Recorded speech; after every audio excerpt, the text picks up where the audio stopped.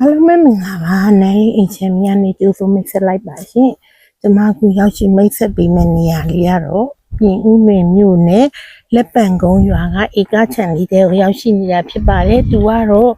ရွာမြေစစ်စစ်ဖြစ်ပါတယ်လမ်းသုံးဖက်ပေါက်ပါတကယ်ရွာလေကောင်းနေရာကောင်းလေးပါရှင်လမ်းကသုံးဖက်ပေါက်ပါတယ်နော်ဒီမျက်နှာစာလဲကျဲပါတယ်ခြံထဲမှာဆိုရင်ဒီပင်စားပင်ပိန်းနေငါမာလကာနဂမောက်ပြီးတော့နိုင်ငံခြားထောပတ်မျိုးတွေလိုင်ချီပြီးလို့ရှိရင်ဒီမှာဒီပင်စားပင်လေးတွေလည်းအစုံစိုက်ပြိုးထားပါတယ်ဒီမှာနဂမောက်ကြီးတွေဆိုရင်ဒါရောင်းလို့ချက်ချင်းဖူးဆွရောင်းချလို့ရနေပြီဖြစ်ပါတယ်ရှင်သူကရေလဲပါပြီးတာပြီးလို့ရှိရင်မီးလဲပါပြီးတာကိုမှဧကကို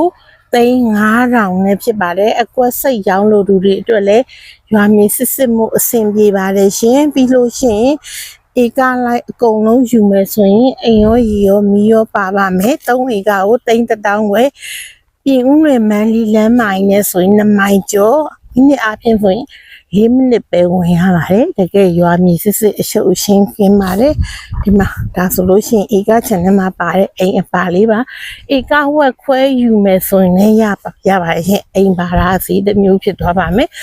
တပလောက်လုံးအကုန်လုံး3ဝင်ခါလောက်ယူမယ်ဆိုရင်တော့ဒီနိုင်စေး3,000ခွဲပါအားလုံးကိုကျေးဇူးတင်ပါတယ်